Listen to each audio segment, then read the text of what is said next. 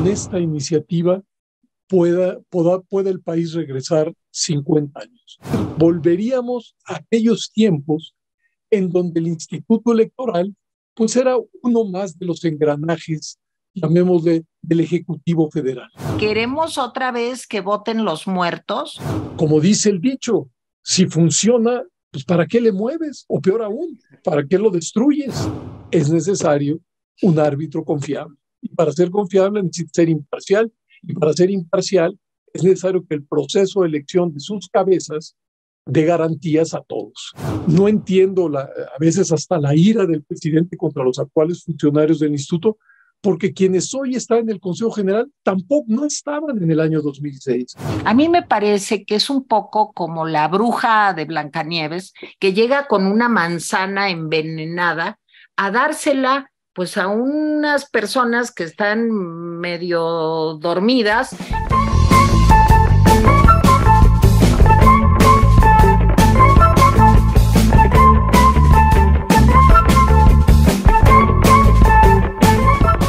¿Cómo están? Bienvenidos a una emisión más de Valle de Lágrimas. Yo soy Tere Vale. Nos da mucho gusto que nos estén acompañando una vez más en este espacio. El día de hoy me acompaña una periodista muy destacada, una mujer que ha dedicado parte de su esfuerzo profesional a los temas legales, a los temas jurídicos, actualmente periodista del periódico Reforma y querida amiga y compañera desde hace muchos años. María Elena Cantú, ¿cómo estás? Gracias, Tere, qué gusto de verdad compartir el espacio con Pepe Woldenberg también. No, pues es que eso lo dejaba yo para el final, porque de verdad que es un privilegio tener a un hombre al que admiramos, respetamos, no solamente María Elena Cantú y yo en lo personal, sino realmente todos los que defendemos y luchamos por la democracia en nuestro país. Pues yo creo que el doctor José Woldenberg es un referente. Él es sociólogo, doctor en ciencias políticas, académico de la UNAM, pero además fue el primer consejero presidente del entonces Instituto Federal Electoral, pero con la característica de autónomo, porque no siempre fue autónomo el Instituto Federal Electoral, que ahora todos ustedes conocen por todas las transformaciones que ha vivido como el Instituto Nacional Electoral. Pepe Woldenberg, de verdad, muchísimas gracias por aceptar nuestra invitación. Gracias a ustedes, de veras me da mucho gusto estar contigo, Tere, y con María Elena.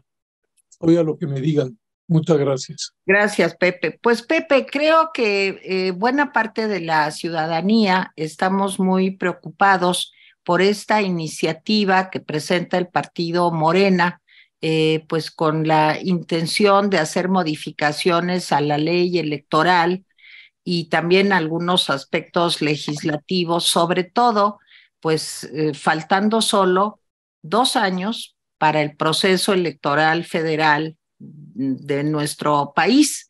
Y nos gustaría mucho, te hemos oído en algunas entrevistas, te hemos leído, nos gustaría mucho tener tu perspectiva sobre de qué se trata esta reforma electoral y qué significa para la democracia en México en caso de ser aprobada. Sí, yo creo que es una pregunta no solamente pertinente, sino estratégica, porque es una iniciativa de reforma constitucional que presentó el presidente de la República para modificar el marco legal e institucional a través del cual se desarrollan las elecciones. ¿Qué es lo que más me preocupa? Me preocupan muchas cosas, pero ¿qué es lo que más me preocupa? Que lo que fue una construcción lenta pero sistemática para contar con autoridades electorales autónomas, con esta iniciativa pueda el país regresar 50 años. Trataré de explicarme. Creo que todo el mundo entiende que dado que los partidos políticos son criaturas muy poderosas, que tienen una implantación a lo largo y ancho del país, que cuentan con recursos financieros y humanos muy vastos, es necesario que quien organice las elecciones pueda ser un organizador y un árbitro de la contienda que no esté alineado con ninguno de los jugadores y tampoco con el gobierno. Y creo que eso se le logró precisamente con la reforma electoral a la que hacías alusión, Pere, la de 1996, que convirtió al Instituto Federal Electoral entonces en una institución del Estado, pero autónoma. ¿Qué quiere decir esto? Que aunque en su Consejo General hay representantes de los partidos y del Poder Legislativo, los únicos que tienen derecho a voz y voto son consejeros electorales que son electos por la Cámara de Diputados luego de un proceso pues, bastante complicado de evaluación y de acuerdo político. ¿Qué propone ahora el presidente? El presidente propone, en primer lugar, que el Instituto Nacional Electoral pueda ser el Instituto Nacional de Elecciones y Consultas. El nombre es lo de menos, la verdad. También que en vez de 11 haya 7 consejeros. En eso creo que tampoco hay problema. Pero el quid es que ahora propone que esos consejeros sean electos por toda la población, que 20 candidatos los presente el propio presidente, 20 el Congreso de la Unión, 10 la Cámara de Diputados, 10 la Cámara de Senadores y 20 la Suprema Corte de Justicia de la Nación. Suena bien quizá a oídos de muchas personas. Sin embargo, hay que hacerse cargo de que los candidatos a consejeros simple y sencillamente no tienen los recursos ni logísticos, ni materiales, ni financieros para hacer campaña. Eso lo sabemos todo. ¿Quiénes son los únicos que pueden hacer una campaña de norte a sur y de este a oeste? Pues los partidos políticos. Entonces, es una propuesta que obliga a aquellos que quieran ser consejeros, pues a alinearse con alguno de los partidos para que sean estos los que les hagan sus campañas. Pudiendo llegar al extremo siguiente, que los 7 consejeros del nuevo instituto sean consejeros propuestos por el presidente de la República. Es decir, volveríamos a aquellos tiempos en donde el Instituto Electoral pues era uno más de los engranajes, llamémosle, del Ejecutivo Federal. Y si algo pasó realmente en nuestro país en los últimos años, es que paulatinamente, pero de manera consistente, y sobre todo con la creación del IFE y luego su transformación al INE, México logró construir un organizador electoral auténticamente independiente. Las pruebas están a la vista.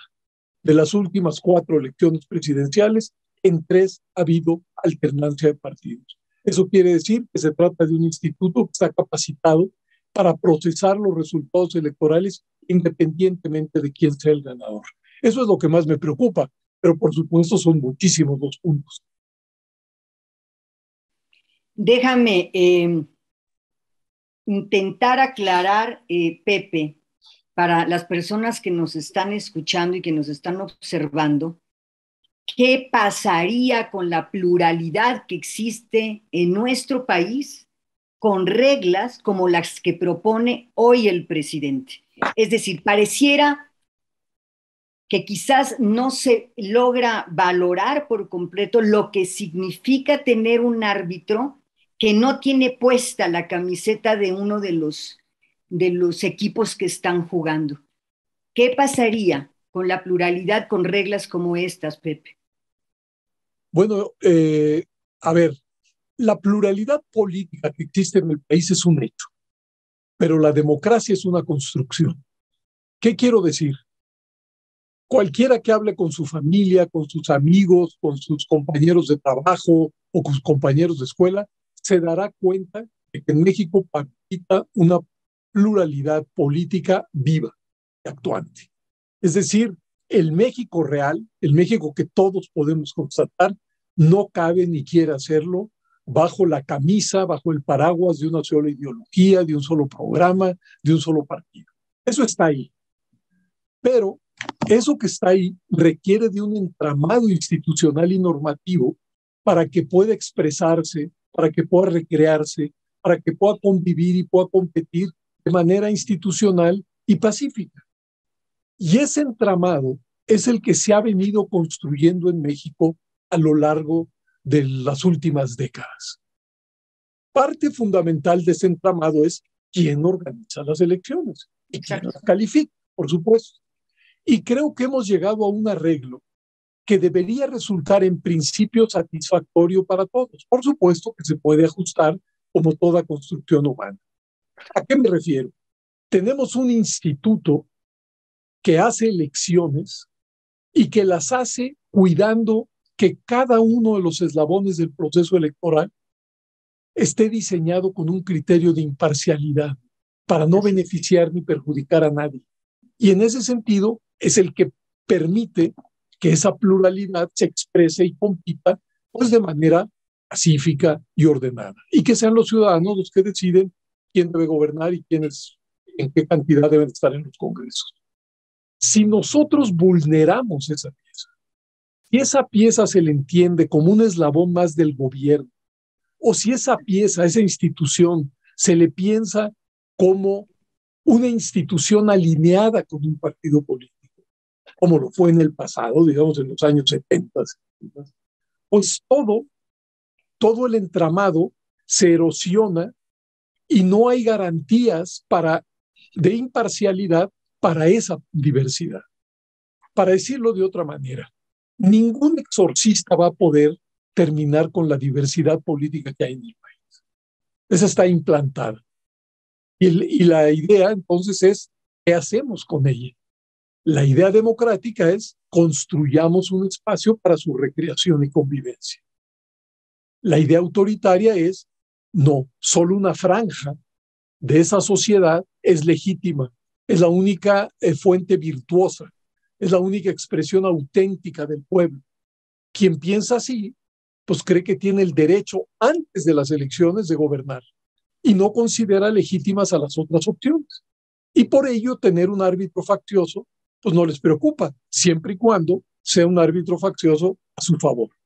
Entonces es un asunto mayor el reto que estamos viviendo. Sí, sí es mayor y coincido contigo, perdón, Tere, ahorita suelto el micrófono. Sí, adelante. Porque algo que pacifica el resultado electoral es que todos tenemos la certeza de que hay transparencia, que hay legalidad y porque le tenemos confianza al sistema. Si hay un árbitro faccioso, entonces ya no hay elecciones pacíficas, sino el riesgo es el conflicto. ¿Estoy en lo correcto, Pepe? Antes de darle el micrófono. Pues sí, pero además, María Elena, además no es un asunto especulativo, es tal y como tú lo dices, y ya lo vivimos. En las elecciones de 1988, teníamos que la Comisión Federal Electoral era un organizador de las elecciones faccioso. ¿Por qué? Porque le habían inyectado el criterio de representación proporcional de los partidos políticos. Y fuimos a las elecciones del 88 con un órgano electoral donde un partido, el PRI, tenía mayoría de votos, incluso si se sumaban todos los de la oposición, incluso si se sumaba el secretario de Gobernación, incluso si se sumaba el diputado y el senador, que eran del PRI, era muy poco probable, pero incluso si se sumaran a la oposición, el PRI tenía 16 votos contra 15. Y ya sabemos lo que pasó en las elecciones de 1988. Estuvimos al borde de una crisis constitucional. Y la credibilidad en el sistema electoral y la legitimidad, llamémosle, de los ganadores, con o sin comillas, estuvo en duda. Fue por eso que surgió el IFE. Es decir, no fue una buena idea académica, no fue una especulación entre políticos lo que creó el Instituto Federal Electoral. Después del 88, después de las elecciones, afortunadamente desde el gobierno y desde las oposiciones, se llegó a la conclusión de que México no podía ir a otras elecciones con ese mismo entramado legal y esas instituciones.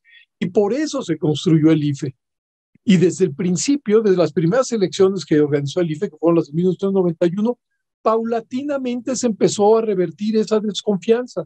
Cierto, hubo una crisis postelectoral muy fuerte en 2006, pero si uno ve desde 1991 a la fecha, es decir, 30 años, la pluralidad se ha instalado entre nosotros. Y hoy ganan unos, mañana ganan otros, quienes ganan en un estado pierden en otro. Es decir, nos hemos venido acostumbrando pues a que nadie tiene a los votantes en la bolsa de una vez y para siempre, que los humores públicos son cambiantes. Y para recuperar eso, es decir, los votos que se ponen en las urnas, es necesario un árbitro confiable. Y para ser confiable necesita ser imparcial, y para ser imparcial es necesario que el proceso de elección de sus cabezas dé garantías a todos.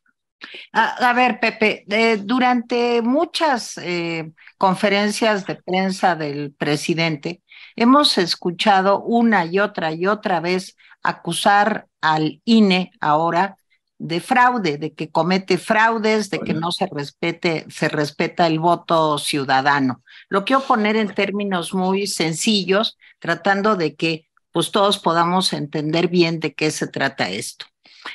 A mí me preocupa esta aseveración cotidiana del presidente, porque tú recordarás perfectamente, y María Elena también, que en el año 2000, mientras ganaba Fox la presidencia, ganaba justamente López Obrador el gobierno de la Ciudad de México. Entonces, de acuerdo a este criterio, pues nada más hubo fraude seguramente en la elección de Fox, pero no hubo fraude en la elección de López Obrador.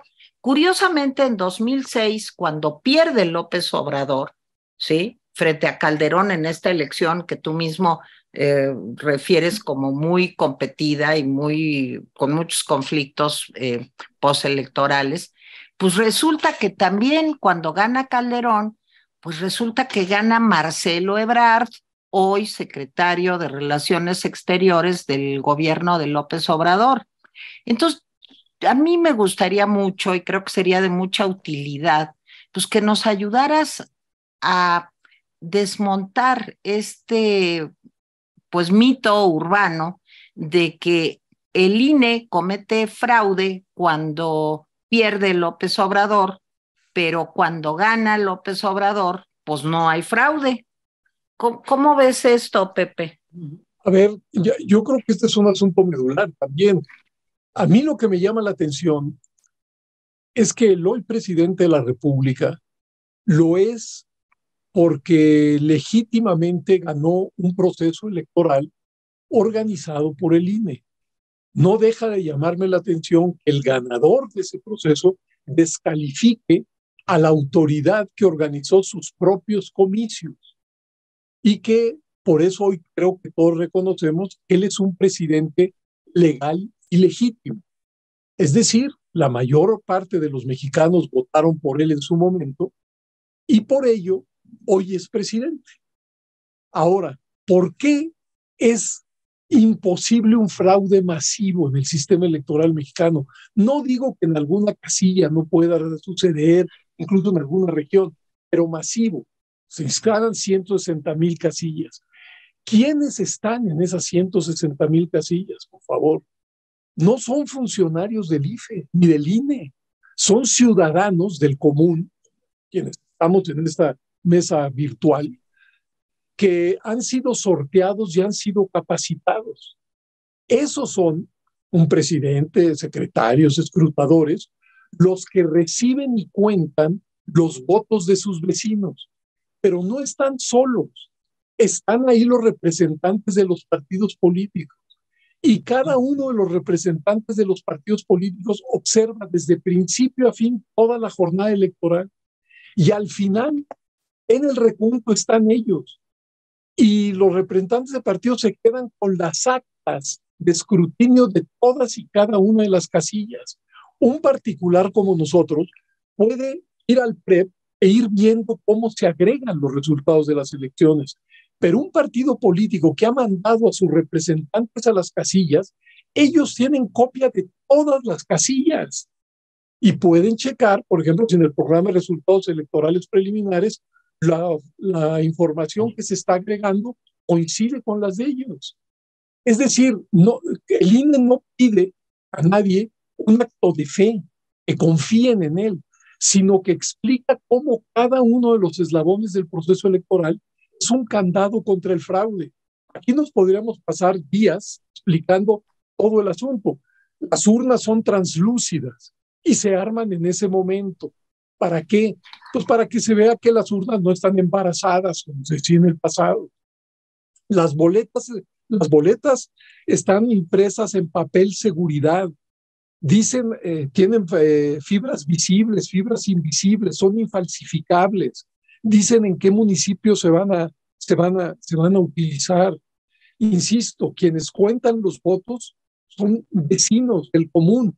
Es muy difícil pensar que en 160,000 casillas esos ciudadanos se van a mafiar para beneficiar a A o perjudicar a B. Además, está la tinta indeleble para que nadie pueda votar 2 veces. La credencial se marca para que nadie pueda utilizarla 2 veces. Bueno, lo que todo el mundo, creo que a estas alturas, por lo menos los mayores de edad que han tenido una elección, saben. Creo que el argumento del fraude tiene más que ver con yo le llamaría una cantaleta que el propio presidente imprimió en el 2006, que ni en esas elecciones ni en ninguna otra ha podido probar. Y digo lo siguiente: los resultados del conteo rápido del IFE de entonces, del programa de resultados electorales y lo de cómputo oficial, los tres coincidieron con el resultado. Claro, alguien dirá, sí, pero los tres los hacía el IFE. Sí, pero lo hacían diferentes personas. Dentro del IFE estaban además supervisados por los propios partidos.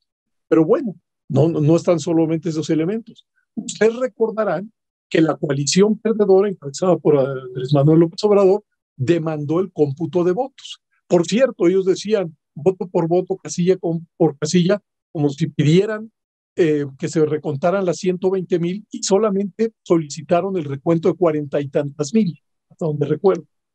¿Qué hizo el tribunal? Volvió a contar cerca de 12,000 casillas, todas señaladas como fraudulentas por esa coalición. ¿Y qué resultó? Bueno, no lo contó el tribunal, lo contó el tribunal con los partidos, representantes de los partidos. ¿Y qué resultó? Pues que no había ni huella de fraude. ¿Por qué? Sí, en alguna casilla se encontró que había 2 votos más a favor de Calderón, pero en otra había 3 más a favor de López Obrador. Es decir, que en algunas de ellas pues había inconsistencias naturales. Pero al final no se encontró ningún patrón fraudulento. Y por eso el Tribunal Electoral dijo, si después de 12,000 casillas no se encuentra nada, y todas ellas las señalaron los impugnadores, bueno, damos por bueno el cómputo. Pero además, luego suele olvidar que la propia encuestadora que trabajaba para Andrés Manuel López Obrador, Ana Cristina Covarrubias, declaró con posterioridad que en su conteo rápido los resultados eran similares a los del Instituto Federal Electoral.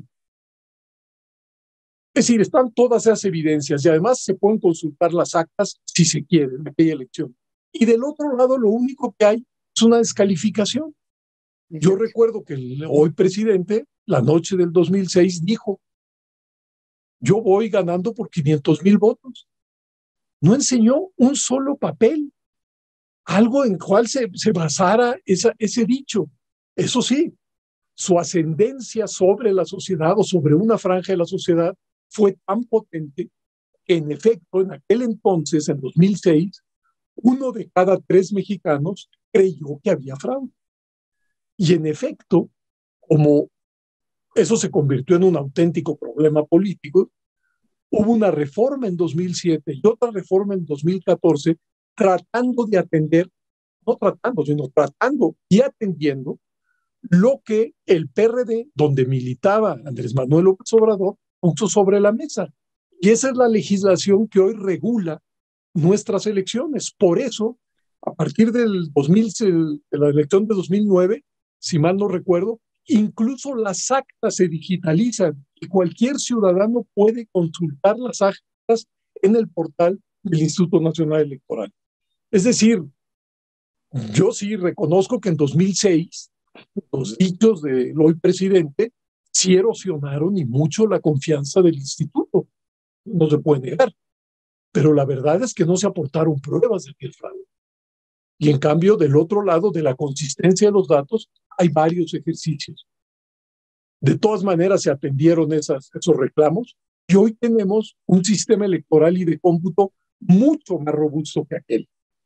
No entiendo a veces hasta la ira del presidente contra los actuales funcionarios del instituto, porque quienes hoy están en el Consejo General tampoco no estaban en el año 2006, son otros. Incluso, si uno quisiera encontrar algo, alguna explicación, si se quiere, entre comillas, pues diría, quienes están a la cabeza del INE hoy no tenían nada que ver con ese instituto que fue hace 16 años. 16 años. Malala. Ahora, tengo yo para hablar con ustedes un argumento que también me parece tramposo. El tema del dinero. Como bien lo has comentado, Pepe, la tinta indeleble, la credencial, las boletas, todo eso cuesta mucho dinero. Nos costó a los mexicanos mucho dinero construir un sistema que pudiera ser resistente a la trampa. ¿De qué tamaño es ahora la trampa del argumento de cuesta millonadas y con mi reforma saldrá más barato? Pepe. Bueno, primero, creo que hay que irlo como desbrozando el asunto. En unos días la Cámara de Diputados empezará a discutir el presupuesto de egresos. Cuando se fije ya el presupuesto para el Instituto Nacional Electoral, ustedes verán al día siguiente en los periódicos, el presupuesto del INE es tal. Así será. Habría que decirle a los lectores, primero, en ese presupuesto está el dinero para el financiamiento a los partidos políticos. Exacto. Que muchas veces eso no aparece, primero. Nos quedamos entonces con la bolsa del Instituto Nacional Electoral.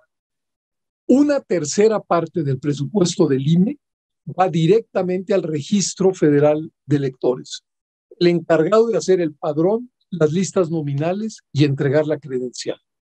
Y yo pregunto, ¿realmente la credencial de elector con fotografía puede entenderse como un gasto solamente electoral? No, absolutamente. Pues si se ha convertido en la cédula de identidad ciudadana.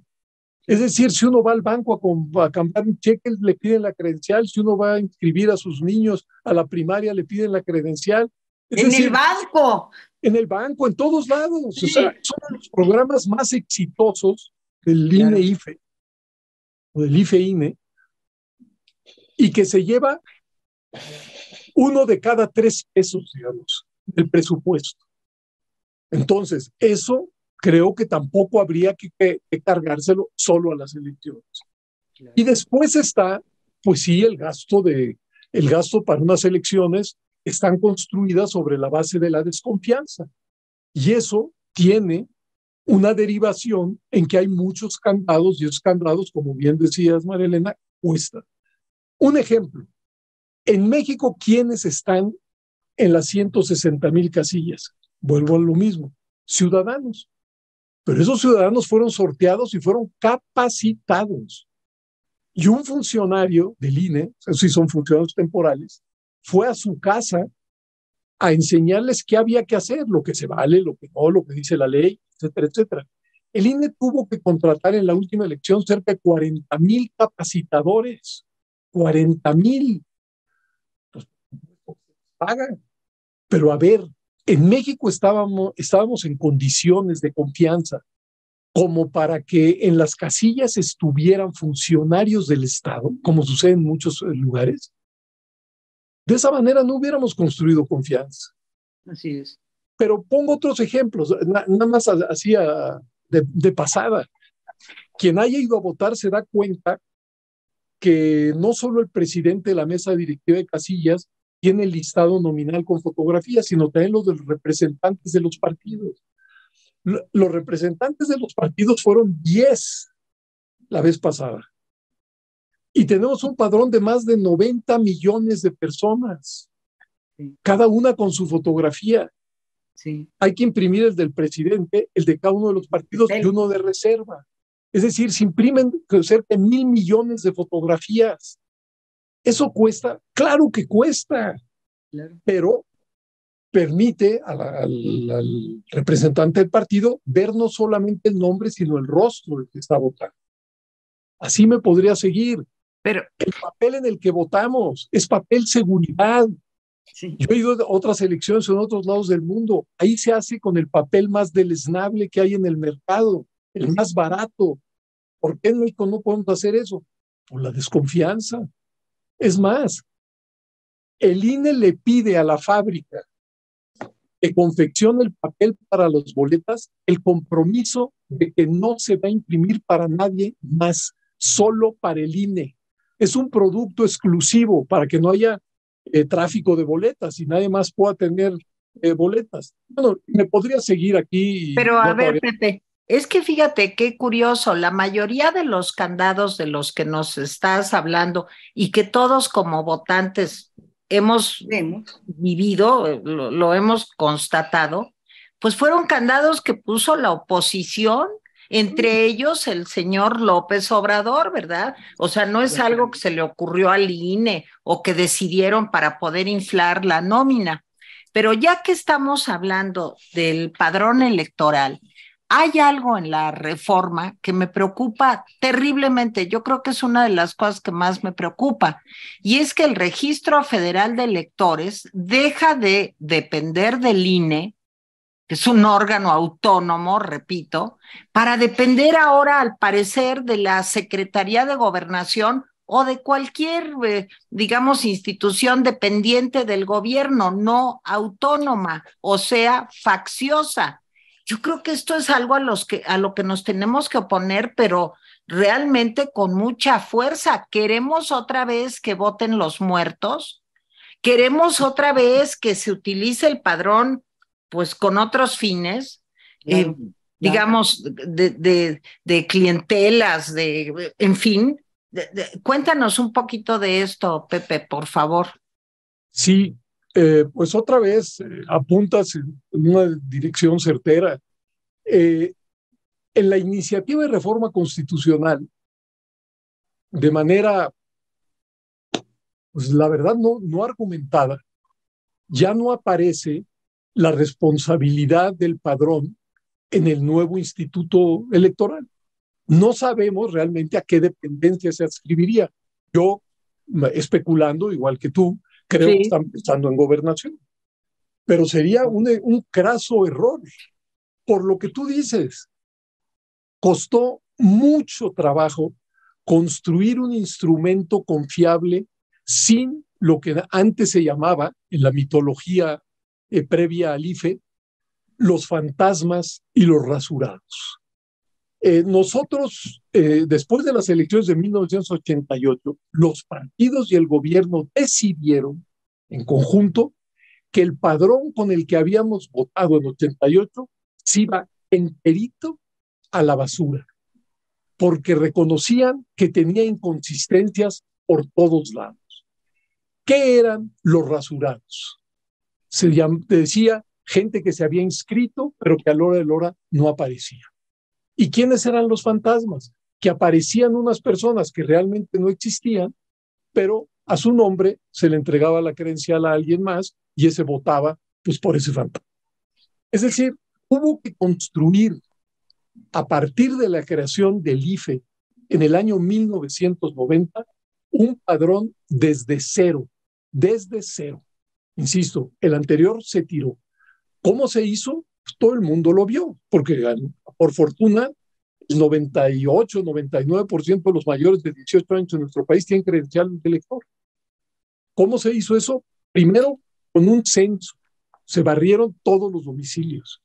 Luego se pusieron módulos para que la gente fuera a darse de alta en la lista nominal. Y después de eso se les entregaba su credencial. Al principio sin fotografía y luego con fotografía. Incluso en los momentos más álgidos de conflicto postelectoral, como en el 2006, nadie ha puesto en duda la veracidad del padrón electoral y de las credenciales que emite el INE. Nadie, incluso en los momentos de conflicto. Bueno, como dice el dicho, si funciona, pues ¿para qué le mueves? O peor aún, ¿para qué lo destruyes? Nadie que yo haya escuchado medianamente sensato y que conozca esta historia ha pedido que el padrón salga del INE y sea adscrito a otro lugar. ¿Por qué? Porque si va a ir a cualquier dependencia gubernamental, pues va a empezar la especulación, incluso de qué está pasando con el padrón, si no estamos volviendo a las viejas prácticas de fantasmas y rasurados, etc., aunque no sucediera, nada más por nuestra, digamos, por nuestra desconfianza crónica. Entonces, si tenemos un instrumento que ningún partido político, ninguno ha puesto en duda, que sabemos que quienes están ahí son ciudadanos de a de veras y que la credencial se ha convertido de facto en una cédula de identidad, pues ¿para qué sustraerla de la institución pues que ha hecho, que ha diseñado el programa, que ha operado el programa, que entrega las credenciales y que todo el mundo reconoce como un instituto que funciona en ese terreno? A mí también me desconcertó mucho, igual que aquí, no ver que entre las facultades del INE está la de integración del Registro Federal de Electores. Pepe, tú hablabas de la ira que el presidente le tiene a los consejeros. No se entiende. No se entiende por qué destruir una institución a través de cuyas reglas, a través de esas reglas ganaste tú mismo. ¿Por qué es tan incómodo para el presidente el tema de la autonomía del Instituto Nacional Electoral? Yo esa pregunta me la he hecho muchas veces, pero a estas alturas sí tengo una respuesta, por lo menos tentativa. Yo creo que al presidente no le gusta ninguna institución autónoma. Es decir, él piensa las relaciones entre los poderes de la Unión y los órganos autónomos del Estado en el viejo código de los años 50 y 60 del siglo pasado. Es decir, cuando en efecto todos los órganos del Estado estaban subordinados a la voluntad presidencial. Y creo que de alguna manera él añora eso.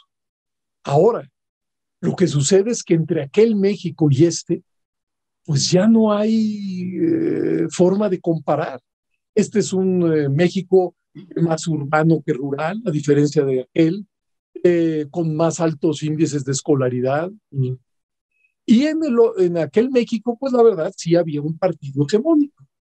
Y que además todavía la legitimidad revolucionaria gravitaba de alguna o de otra manera. Y a los flancos de ese partido, pues había otras organizaciones más bien testimoniales o germinales o como les quieran llamar. Es decir, casi todos sabíamos, los que tenemos suficiente edad para ello, pues que las elecciones, sobre todo las importantes, ganadores y perdedores estaban predeterminados. Y entonces, pues el órgano electoral, pues era un órgano gubernamental, digámoslo, tal como fue. Ahora, el problema es que el México de hoy es un México diverso. En él palpitan diferentes ideologías, puntos de vista, sensibilidades, maneras de acercarse a los temas desde diferentes ópticas. Y eso ya no cabe bajo el manto de un solo partido, menos de una sola voz. Pero al presidente creo que añora. Le hubiera encantado ser un presidente como los de aquella época, sin contrapesos. Un presidente cuya voz, cuya iniciativa y a veces incluso cuyos caprichos transitaran rápidamente por el mundo de las instituciones republicanas. Y eso pues ya no es posible porque las instituciones republicanas hoy están habitadas por una diversidad de fuerzas políticas. Es decir, en los últimos años, poco a poco, íbamos avanzando en el sentido pues que imaginó Montesquieu, es decir, que no conviene que todo el poder esté concentrado en una institución y menos en una sola persona, que la división de poderes pues hace que los mismos, digamos, se equilibren y que el mundo de la política no es un mundo de caprichos. A ver, Pepe, esto tiene que ver también con lo que propone esta reforma en cuanto a la desaparición de los órganos electorales locales. O sea, es tal el afán de control, esto lo digo yo a título personal, él quiere controlarlo absolutamente todo. Entonces es como un papá autoritario y no quiere que nadie haga nada que él no ordene o que él no decida, porque pues, los niños no pueden tener independencia. Entonces, en el caso de los soples, ¿qué va a pasar? ¿Esto qué significa? Que todo va a centralizar un INE, pero reducido a su mínima expresión, porque miren, perdón que comente esto, Pepe, pero es muy importante conocer tu opinión. A mí me parece que es un poco como la bruja de Blancanieves, que llega con una manzana envenenada a dársela pues a unas personas que están medio dormidas y que no se dan cuenta de que tiene veneno adentro. Si desaparece el presupuesto para el INE, si desaparece el control del registro federal electoral, si ahora los consejeros van a ser electos por la ciudadanía, pues ¿de qué se trata? Se trata de hacer un INE a modo que cumpla las órdenes de un autoritario. De eso se trata. Me escandaliza. Y lo de los soples tiene que ver en ese sentido, creo yo. Sí, pues otra vez tienes razón. A ver, en efecto, la iniciativa presidencial de reforma constitucional crea un Instituto Nacional de Elecciones y Consultas, acaba con todos los institutos locales, deja un solo tribunal, el Tribunal Electoral del Poder Judicial de la Federación, y acaba con los tribunales locales. Lo primero que llama la atención, pues es este afán centralizador, como si no fuéramos una república federal. Es decir, el primer argumento que creo yo habría que poner enfrente es que seguimos siendo una república federal, no una república centralista. Y por eso hay estados de la república con sus respectivos gobernadores, congresos y demás. Y es natural que existan órganos electorales propios para organizar las elecciones a gobernador, a congreso local y a las presidencias municipales. Pero alguien dirá, ese es un argumento meramente conceptual, etcétera, etcétera. Pero hay otro que es un argumento práctico. El Instituto Nacional Electoral, como hoy lo conocemos, no tiene ni el presupuesto, ni las instalaciones, ni el personal humano para hacer las elecciones locales. Les doy algunos datos solo para ilustrar. En la gran mayoría de los estados, el número de distritos federales es mucho menor que los distritos locales. Por ejemplo, en el caso de Campeche, Campeche elige 2 diputados federales, pero hay 21 diputados uninominales en Campeche. Y algo similar sucede en Zacatecas, en Baja California, etcétera, etcétera. ¿Qué quiere decir eso? En el caso de Campeche, sigo con eso para ilustrar, hay 2 oficinas del INE, una por cada distrito. Pero si quisiera organizar las elecciones para el Congreso local, se necesitan 21 oficinas, porque hay 21 distritos locales. Es decir, ¿cómo se puede decir? La figura de la manzana envenenada, pues puede tener algún sentido, porque a mucha gente le sonará bien, no, pues es que hay una duplicación de funciones, tenemos un instituto nacional, institutos locales y tribunal. Sí, es cierto que hay uno nacional y otros locales, pero porque las elecciones federales y las locales son distintas. Es decir, no solamente elegimos presidentes, senadores y diputados, que es de lo que se encarga el INE, sino también gobernadores, congresos locales y ayuntamientos. Y se necesita una estructura para hacer esas elecciones. Esa estructura no la tiene el INE. Si avanzara, digamos, si se aprobara la iniciativa presidencial, el INE tendría que crecer en serio. Los recursos que hoy tiene no puede hacer todo eso. Déjenme plantear un tema. A ver, apropiarse, hablando de los órganos autónomos, apropiarse de la Comisión Nacional de Derechos Humanos fue un golpe feroz para las víctimas de este país que crecen día a día. Pero apropiarse del sistema electoral, desde mi punto de vista, es un golpe letal para la democracia. Es decir, yo no me puedo imaginar pensar que México diga que vive en una democracia si tú matas al árbitro. De ese tamaño lo veo. Con esta reforma, si es que pasa, desde mi punto de vista, quiero conocer el suyo, no se puede hablar de democracia en México. Bueno, es que una condición necesaria, aunque no sea suficiente, pero necesaria sin duda, son las elecciones libres, transparentes y equilibradas. Si no hay elecciones de ese tipo, no se puede hablar en efecto de democracia. Y eso es lo que estaríamos perdiendo, uno de los eslabones que hacen funcionar la democracia. Ahora, es probable que muchas personas no valoren lo que significa vivir en democracia, sobre todo los jóvenes.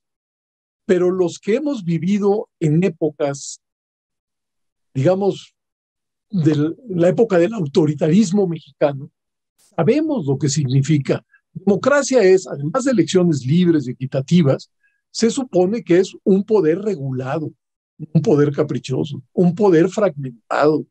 Se supone también que es un poder vigilado, que además los ciudadanos, las personas físicas y morales incluso, lo pueden contravertir a través de una vía judicial. Todo eso supone la democracia, pero supone también el ejercicio de las libertades que hemos venido ejerciendo en los últimos años, libertad de asociación, libertad de expresión, libertad de manifestación, etcétera, etcétera. Eso se ha venido también expandiendo en los últimos años conforme la democracia se abría paso en nuestro país.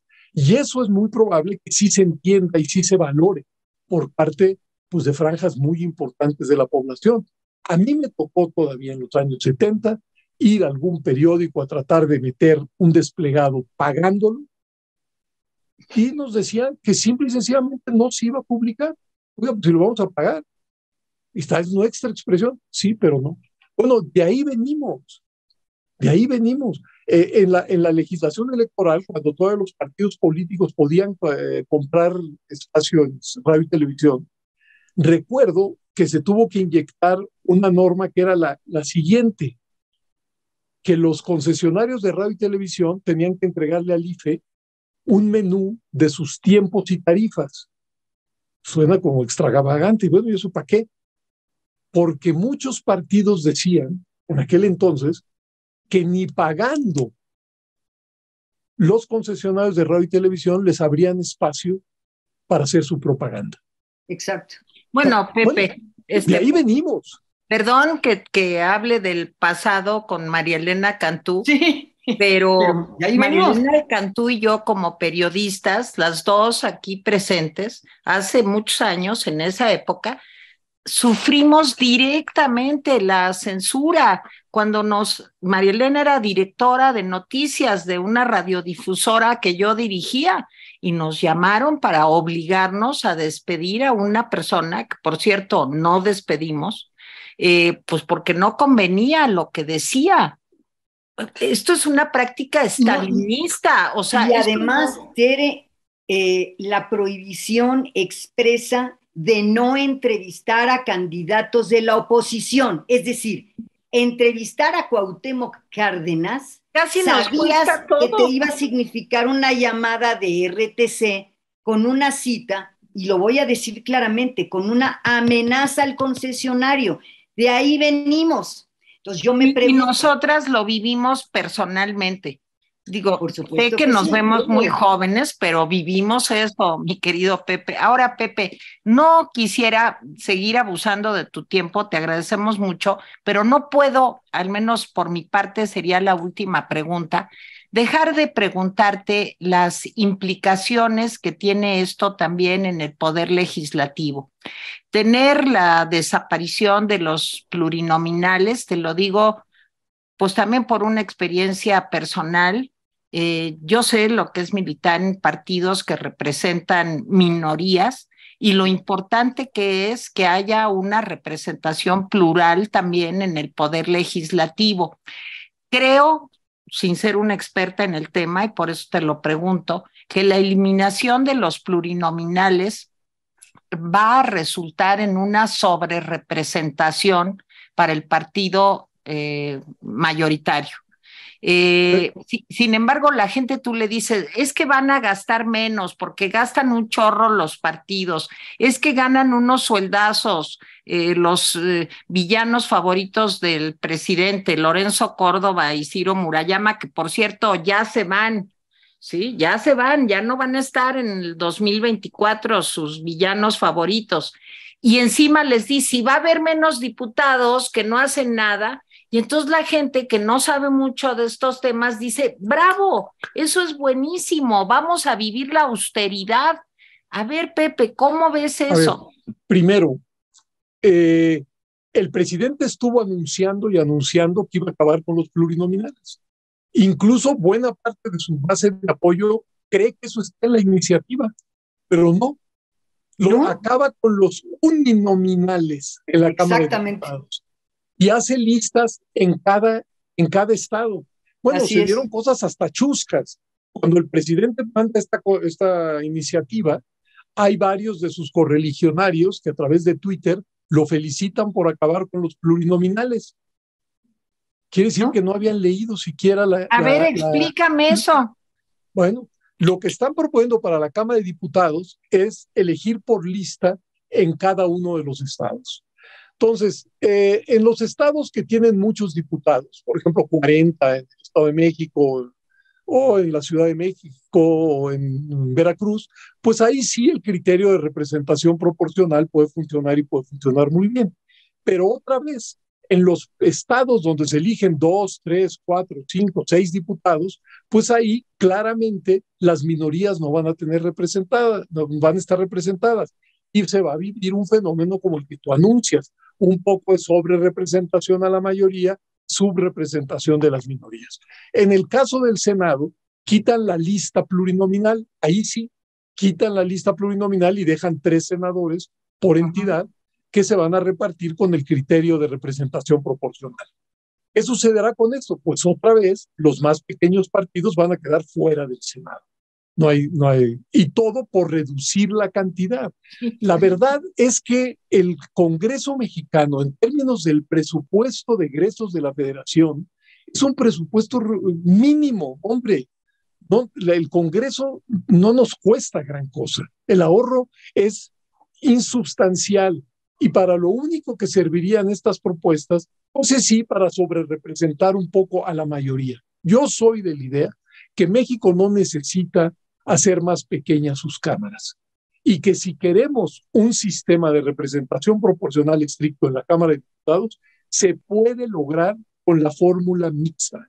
Es decir, elegir uninominales y plurinominales, pero repartir los plurinominales para que entre el porcentaje de votos y el porcentaje de escaños sea exactamente el mismo. Es decir, como el sistema alemán. Eso es exactamente lo que hace. Nombra unos uninominales y los plurinominales sirven pues, para ajustar, ¿no? Entonces, en ese terreno, pues ojalá, digamos, yo soy de la idea, con esto termino, ya sé que estamos cerrando, yo creo que lo mejor que le podría pasar a México hoy es que no hubiese reforma electoral. Quiero decir lo siguiente, como toda edificación humana, no estaría mal reformar, ajustar diferentes aspectos de nuestra maquinaria electoral. ¿Por qué? Porque sí hay cosas que es necesario ajustar. No hay instituciones perfectas, no hay normas perfectas en esta materia. Pero el ambiente en el que estamos y las intenciones declaradas del presidente y su partido de lo que quieren hacer, mejor no moverla.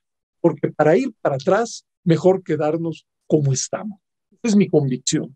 Y pues les agradezco muchísimo. No, pero Malala a lo mejor tiene una última. No. Simplemente reiterar contigo, Pepe, que esto no es un asunto de los políticos, no es un asunto de ellos. Es un asunto que nos puede cambiar la vida a todos. Solamente un cierre sobre eso me importa mucho porque hay personas que no están, me parece, observando la gravedad de esto. Es un asunto de todos los mexicanos, Pepe. Pues comparto tu opinión. Yo creo que es un asunto que nos compete a todos. O sea, no es baladí el régimen político bajo el que uno vive. Si uno quiere ejercer libertades, si uno quiere que el poder esté limitado, que el poder se comporte conforme a la ley, que pueda haber pesos y contrapesos, etcétera, etcétera, etcétera, pues es necesario reforzar nuestra incipiente democracia y no erosionarla, no dar pies para atrás. Es decir, falta mucho camino. México es un país, diría, bueno, quizá como todos, inacabado. y marcadamente desigual y tenemos carencias sociales enormes, etcétera, etcétera. Pero si en algún terreno habíamos avanzado en los últimos años, es en lo que genéricamente se llama el régimen político. Yo creo que México fue capaz, a través de sucesivas reformas, de desmontar un sistema autoritario y construir una incipiente democracia. Sigamos por ese camino, construyendo democracia, no destruyéndola. Esa sería mi reflexión última. Y de nuevo, muchísimas gracias a ambas. No, al contrario. Además, no, gracias a verlas, de veras, sea a distancia. No sabes qué importante que nos hayas dado esta entrevista, cómo apreciamos María Elena Cantú y yo que hayas platicado con nosotras.